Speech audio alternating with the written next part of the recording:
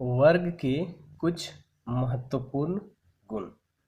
तो उसमें से पहला गुण है दो क्रमागत वर्ग संख्याओं n स्क्वायर और n+1 स्क्वायर के बीच 2n संख्याएं हैं जो वर्ग संख्या नहीं होते हैं। जैसे कोई उदाहरण देखते हैं। दो क्रमागत वर्ग संख्या लेना है, जैसे लिए कि 4 का स्क्वायर और एक लिए 5 का स्क्वायर। 4 का स्क्वायर का मतलब हुआ 16 और 5 का स्क्वायर का मतलब हुआ 25। तो यहाँ पर देख रहे हैं कि दो क्रमागत संख्याओं मतलब 4 का स्क्वायर और 5 का स्क्वायर में कोई भी ऐसा संख्या नहीं होगा जो इसके बीच पूर्ण वर्ग से। यहाँ जितना संख्या है सबको लिखते हैं, जैसे 17, 24। तो यानी लगातार दो वर्ग संख्या लिए 4 का स्क्वायर और 5 का स्क्वायर, जिसमें 16 और 25 आया, तो उसके बीच का जितना भी संख्या आया वो सब देख रहे हैं यहाँ पर। तो कोई भी संख्या वर्ग संख्या नहीं हो रहा है। तो ये थ्योरी कह रहा था। अब बोल रहा है कि इसमें जो संख्या होगा वो कितना होगा, बोल रहा है 2n होगा। जैसे 4 स्क्वायर और 5 स्क्वायर, तो यहाँ n का काम कौन कर रहा है, n बराबर यहाँ 4 कर रहा है और n+1 मतलब यहाँ कितना हो रहा है 5 हो रहा है, कहीं कि n बराबर 4 है और ये 5। तो यानी n स्क्वायर एवं n+1 का स्क्वायर के बीच 2n संख्या होगा, मतलब n का 2 गुना। तो n का काम यहाँ कौन कर रहा है 4 हो रहा है। तो यहाँ संख्याएं अगर निकालेंगे तो संख्याएं का फॉर्मूला क्या लिखा हुआ है 2n। तो 2n तो यानी n का काम कौन कर रहा है, जो छोटा होगा, और जो बड़ा होगा वो n+1 का काम करेगा। तो यहाँ 4 फुट होगा, यानी कितना होगा 2 चौके 8, यानी 8 गो संख्या होगा। 4 स्क्वायर और 5 स्क्वायर के बीच 16 और 25 आएगा, जिसमें से 16 और 25 के बीच 8 गो आंसर होगा। जैसे 1 2 3 4 5 6 7 8। दूसरा देखते हैं विषम संख्याओं का जोड़। तो विषम संख्याओं का जोड़ क्या होगा, उसका हम लोग लेके देखते हैं कि 1 3 5 7 प्लस डॉट डॉट करके हम कितना ले रहे हैं, यहाँ पर विषम संख्या मान लेते हैं n, यानी n विषम संख्याएं लिए। तो n विषम संख्याएं लिए तो इसका रिजल्ट क्या होगा कि n स्क्वायर होगा, मतलब जितना विषम संख्या लेंगे उसका स्क्वायर के बराबर होगा। जैसे उदाहरण में देखते हैं कि 1+3, तो 1 भी विषम है और 3 भी विषम है, इसको जोड़ेंगे तो कितना आएगा 4 आएगा। तो 4 को हम लोग क्या लिख सकते हैं 2 का स्क्वायर। तो यहाँ कई गो विषम संख्या लिए थे 1 2, इसलिए आंसर कितना प्राप्त हुआ 2 का स्क्वायर। 1 3 5, तो आप जोड़ते हैं 1 और 3 4, 4 और 5 9 होगा। तो 9 होगा, इसका मतलब ये लिखाएगा 3 का स्क्वायर। अब यहाँ विषम संख्या कितना लिए हैं 1 2 3, तो 3 गो लगातार विषम संख्या लिए हैं, इसलिए इसका आंसर क्या आया 3 स्क्वायर। काहे कि नियम के अनुसार 1 से लेके हम लोग n विषम संख्या लिए हैं, तो उसका रिजल्ट क्या प्राप्त होगा, बोल रहा है n स्क्वायर। यानी 10 गो विषम संख्या लेंगे तो पक्का है कि 10 का स्क्वायर आएगा। तो इसी प्रकार से हम ले रहे हैं 1 + 3 + 5 + 7 + 9, इतना ले लिया। तब इसमें कितना आंसर आएगा डायरेक्ट भी बना सकते हैं। कितना विषम संख्या हम जोड़े 1 2 1 2 3 4 5, तो पक्का है कि इसका आंसर कितना आएगा 5 का स्क्वायर, या मतलब 25 आएगा। करके देखते हैं। 9 और 7 को जोड़ेंगे तो 16, 16 और 5 को जोड़ेंगे तो 21, 21 और 3 को जोड़ेंगे तो 24, 24 और 1 25, तो 5 का स्क्वायर। तो इससे पता चल रहा है कि लगातार विषम संख्या का योगफल जितना विषम संख्या होगा उसका स्क्वायर के बराबर होगा। जैसे हम यदि 20 गो विषम संख्या लेंगे और 20 गो विषम संख्या को अगर जोड़ देंगे तो उसका आंसर क्या आएगा 20 का स्क्वायर आएगा। अब इस जो गुण को पढ़े उसकी सहायता से हम लोग कोई भी संख्या को जांच कर सकते हैं कि ये पूर्ण वर्ग संख्या है कि नहीं है। जैसे हम उदाहरण के रूप से ले लेते हैं कि जैसे 25, ये 25 पूर्ण वर्ग संख्या है कि नहीं। अब इसको चेक करने का तरीका, जितना भी विषम संख्या है लगातार उसको घटाते हुए जाएंगे और अगर शून्य आ गया तो कहेंगे कि ये पूर्ण वर्ग संख्या है। तो जैसे हम 25 में सबसे पहले क्या करेंगे, 1 घटाएंगे, कहें कि एक विषम संख्या होता है, 24 आया। फिर 24 में क्या करेंगे, 3 घटाएंगे, कहें कि 1 के बाद 3 होता है। तो जो आएगा शेषफल उसी को विषम संख्या में घटाते हुए जाएंगे। तो आप 24 में 3 जाएगा तो 21 बचेगा। फिर अब 21 में 3 तक हो चुका है, आप 5 घटाएंगे तो 11 में 5 जाएगा, 11 में 5 गया तो 6 हुआ। आप यहाँ 16 बच गया। आप 16 में फिर विषम संख्या घटाएंगे 7, तो 16 में तो कितना बचेगा, यहाँ पर 9 बचेगा। फिर 9 में फिर विषम संख्या घटाएंगे तो 7 के बाद विषम संख्या क्या होता है, 9 होता है। इस प्रकार से शेष पूरा ऐसा करते गए तो पूरा रिजल्ट क्या प्राप्त हुआ, 0। तो इससे पता चल रहा है कि ये पूर्ण वर्ग संख्या है। जैसे हम एक दूसरा उदाहरण लेके देखते हैं कि जैसे 29। अब 29 पूर्ण वर्ग संख्या है कि नहीं, अब इसको चेक करके देखते हैं। तो 29 में सबसे पहला विषम संख्या 1 घटाएंगे तो 28 आएगा। अब 28 में अगला विषम संख्या 3 घटाएंगे तो 25 आएगा। अब 25 में अगला विषम संख्या 5 घटाएंगे तो 20 आएगा। फिर 20 में अगला विषम संख्या 7 घटाएंगे, 5 के बाद 7 आता है, तो ये आंसर कितना देगा, यहाँ पर 13 देगा। फिर 13 में अगला विषम संख्या 9 घटाएंगे तो 4 देगा। फिर 4 में अगला विषम संख्या घटाएंगे 11 तो आंसर देगा -7। इस प्रकार से कितनों भी कोशिश करेंगे तो यहाँ पर शून्य नहीं आएगा, शून्य नहीं होगा।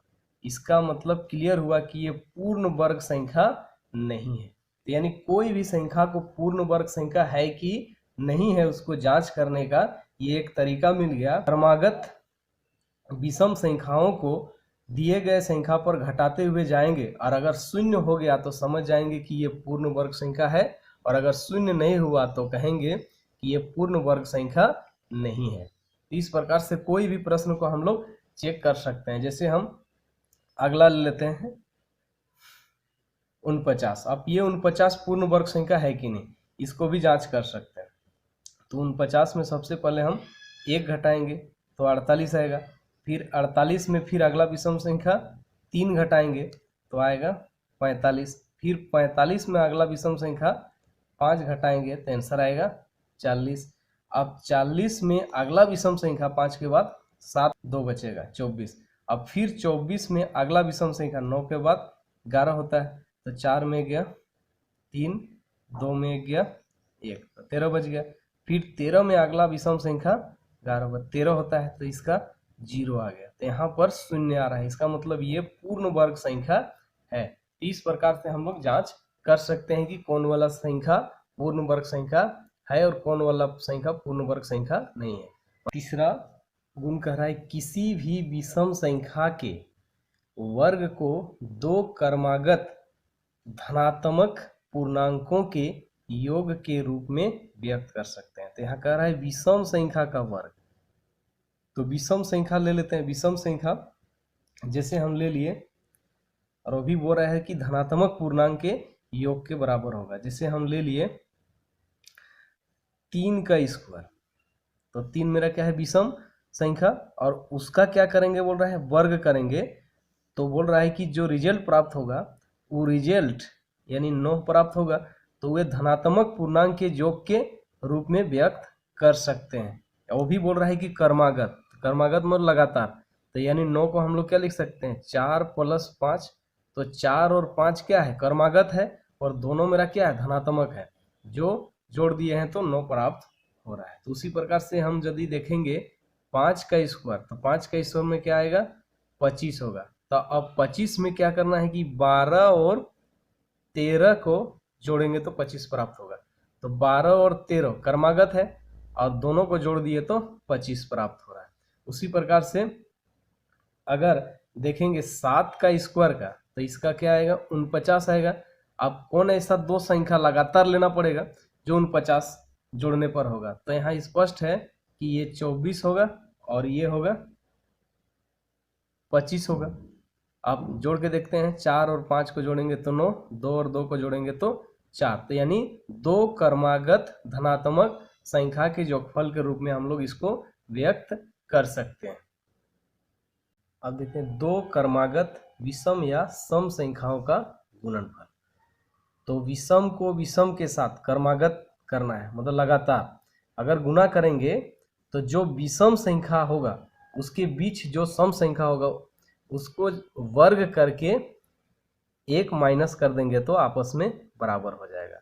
और अगर सम क्रमागत दो को लेंगे और गुना कर देंगे तो दोनों सम के बीच जो विषम संख्या होगा उसका वर्ग में एक माइनस कर देंगे तो बराबर होगा। तो जैसे हम लोग करके देखते हैं कि 1 और 3 दो विषम ले लिए क्रमागत और दोनों को गुना कर दे रहे हैं, तो इसका आंसर आएगा 3।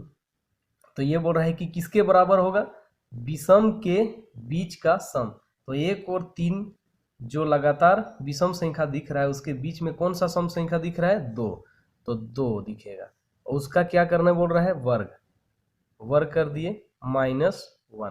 अब यहाँ इसको यदि हम हल करेंगे तो अब देखिए इसका हल करेंगे तो आंसर क्या देगा, 2 दूना 4 -1 बराबर कितना, 3 दे दिया। तो देखिए ये 3 प्राप्त हो गया। तो इस प्रकार से कोई भी दो क्रमागत विषम संख्या लेंगे और गुना कर देंगे तो उन दोनों के बीच जो सम संख्या होगा उसका वर्ग में 1 घटा देंगे तो जो प्राप्त होगा वही उसका आंसर होगा।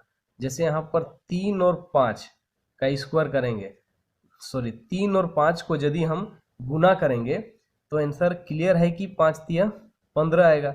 अब 3 और 5 के बीच सम संख्या मेरा 4 है तो 4 का स्क्वायर करके 1 माइनस कर देंगे तो यहाँ रिजल्ट क्या दोगे, 4 चौके 16 -1 तो यानी 15 जो इसके बराबर हो गया। उसी प्रकार से आप ले लेते हैं 5 और 7 दो लगातार विषम संख्या लिए तो क्लियर है इसको बनाने का और जरूरत नहीं है, कहे कि नियम हम लोग को मिल चुका है। 5 और 7 के बीच जो सम संख्या होगा 6 होगा तो उसका वर्ग कर देंगे और 1 माइनस कर देंगे, वही उसका आंसर हो जाएगा। उसी प्रकार से अगर हम लेंगे 7 और 9 दो विषम संख्या लगातार है तो दोनों का गुना, क्लियर है कि 7 और 9 के बीच जो सम संख्या होगा 8 उसका वर्ग करके 1 घटा देंगे तो उसके बराबर होगा। तो इस नियम को देखिए आप। अब देखते हैं सेकंड नियम। तो सेकंड नियम क्या कह रहा है कि सम को सम के साथ वो भी लेंगे क्रमागत। तो अब लेते हैं कि 2 गुना 4 दो क्रमागत ले लिए, 2 के बाद 4 ही आता है सम संख्या तो क्लियर है कि इसका गुना करेंगे तो 8 हो जाएगा। तो 8 को हम लोग लिख सकते हैं नियम के अनुसार 2 और 4 दोनों मेरा सम संख्या है क्रमागत है तो वो रहा है कि सम के बीच जो विषम प्राप्त होगा उसका वर्ग। तो 2 और 4 के बीच विषम क्या प्राप्त होगा, 3, उसका वर्ग में क्या कर देंगे, 1 घटा देंगे तो रिजल्ट क्या प्राप्त होगा, 3 तिया 9 -1 बराबर 8। तो यानी 8 प्राप्त हुआ जो इसके बराबर हो गया।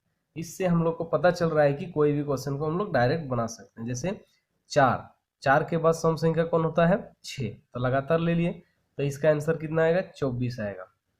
तो ये किसके बराबर होगा, 4 और 6 के बीच 5 मिलेगा विषम संख्या, उसका वर्ग 1 घटा देंगे तो 5 5 25 में 1 यदि घटा देंगे तो 24 हो जाएगा जो इसके बराबर होगा। उसी प्रकार से अब हम 6 और 8 को लेंगे तो गुना करने की जरूरत नहीं है। अब 6 और 8 के बीच विषम संख्या 7 है, उसका वर्ग करके 1 माइनस कर देंगे तो डायरेक्ट मेरा आंसर प्राप्त हो जाएगा। उसी प्रकार से आप 8 और 10 को गुना करेंगे लगातार दो क्रमागत सम संख्या तो क्लियर है कि 8 और 10 के बीच 9 मेरा विषम संख्या है तो उसका वर्ग कर लेंगे और 1 को घटा देंगे तो इस प्रकार से आंसर प्राप्त हो जाएगा।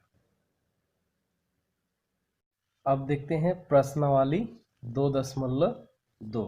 तो 2.2 का पहला प्रश्न कह रहा है कि योग संक्रिया किए बिना योगफल ज्ञात कीजिए।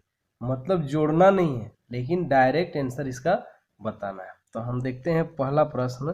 तो पहला कह रहा है कि 1 + 3 + 5 + 7 + 9 तो इसका आंसर कितना होगा।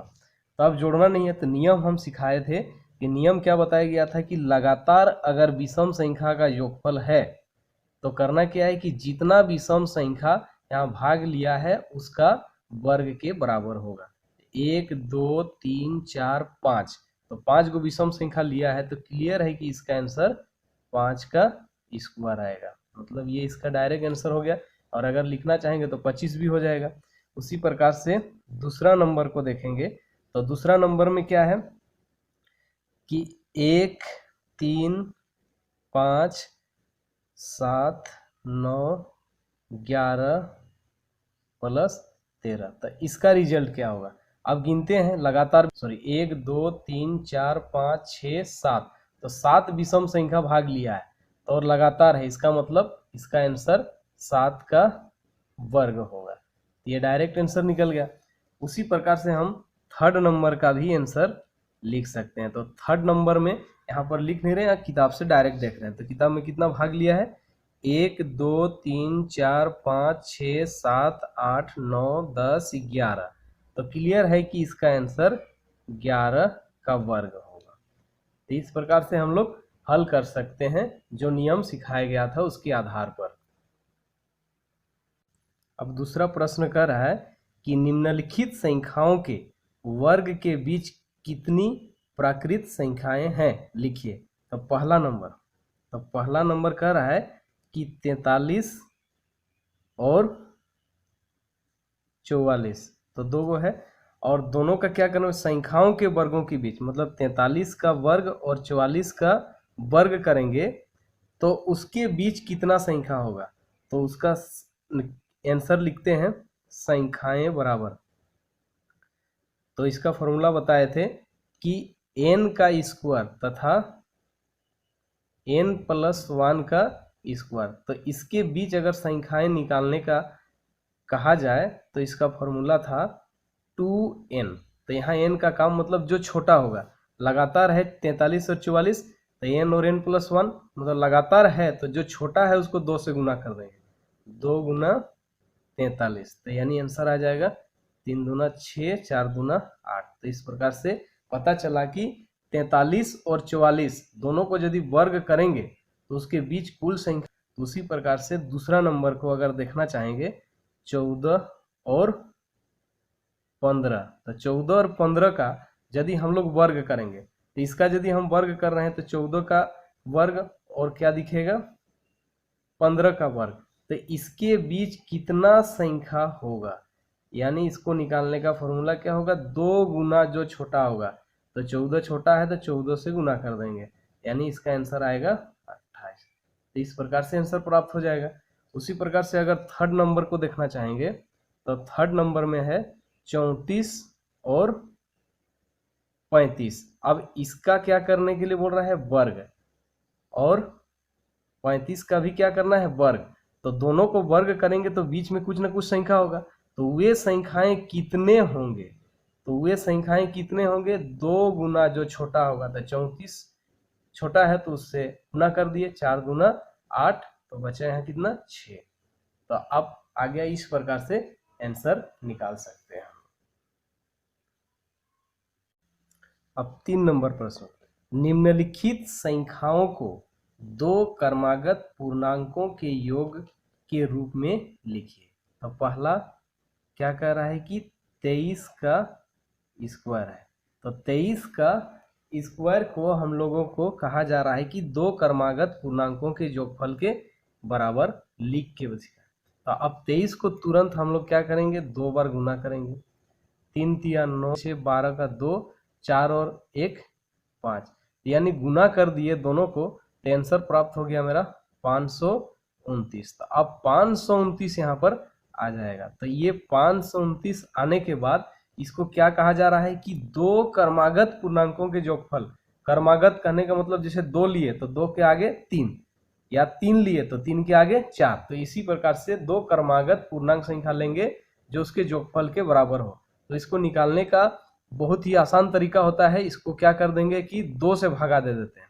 तो इसको हम 2 से भागा दे दिए, 2 से भागा दे देंगे तो कितना लगभग जाएगा कि 2 से भागा दे देंगे तो 2 दूना मतलब आधा कर देना है, तो आधा में जो पूर्णांक संख्या आएगा उसी से पता चल जाएगा कि 2 क्रमागत संख्या कौन कौन है। तो 2 दूना 4, तो एक आया 2, 2 6 12, तो पूरी तरह से कट गया, तो यहाँ खत्म, तो यानी 9 बच गया, 2 चौके 8, तो यहाँ 1 बचेगा। तो अब दशमलव में जाएगा, तो अब दशमलव में जाएगा तो दशमलव के पहले जो बचेगा उसी को ध्यान देना है। अब दशमलव में भागा नहीं देना है, उसके बाद और मान देंगे। अब उसके बाद यहाँ क्या लिखना है कि मेरा 264 आ गया। दशमलव के बाद और नहीं देखना है, केवल हमको पूर्णांक संख्या से मतलब था, दशमलव संख्या से कोई मतलब नहीं है। तो अब 264 प्राप्त हो गया, तो क्रमागत बोला है तो 264 के बाद कितना होगा 265। अब जोड़ के देखते हैं कि इतना आएगा कि, तो 4 और 5 को जोड़ेंगे तो 9, 6 और 6 को जोड़ेंगे तो 12, 12 में 2 रहा, 2 2 4, और हासिल जो बचा था उसको जोड़ देंगे तो 5। तो इस प्रकार से दो क्रमागत संख्या के जोगफल के बराबर हम लोग लिख सकते हैं। तो उसी प्रकार से यदि दूसरा नंबर का प्रश्न को कहेगा कि 15 का स्क्वायर लिखें, तो 15 का यदि स्क्वायर करेंगे तो इसका क्लियर है कि 225 आएगा। तो 225 जो प्राप्त हुआ, उस 225 को सबसे पहले 2 से भगा दे देंगे, यानी आधा कर देंगे। तो आधा करने पर जो दशमलव से पहले आएगा वही संख्या एक गो क्रमागत संख्या बनेगा, उसमें 1 बढ़ा देंगे तो दूसरा क्रमागत संख्या प्राप्त होगा। तो 2 एका 2, यहाँ 0 हो गया यानी खत्म हो गया। अब 2 उतरा, 2 एका 2, सॉरी 2, तो यहाँ भी फिर खत्म, तो यहाँ 5 उतरा, तो 2 दूना 4, तो यहाँ 1 आया। तो अब इसके बाद दशमलव में भागा चलेगा, तो और भागा नहीं करेंगे, तो जो आया दशमलव से पहले उसको लिखेंगे। तो 112 आएगा, तो 112 आ गया, तो क्रमागत बोला है तो 112 के बाद कितना होगा 113 होगा। अब जोड़ के देखते हैं 225 आ रहा है कि नहीं। 2 और 3 को जोड़ेंगे तो 5, 1 1 2 1 1 2, तो इस प्रकार से प्राप्त हो गया। अब देखते हैं थर्ड नंबर को। तो थर्ड नंबर में क्या कह रहा है कि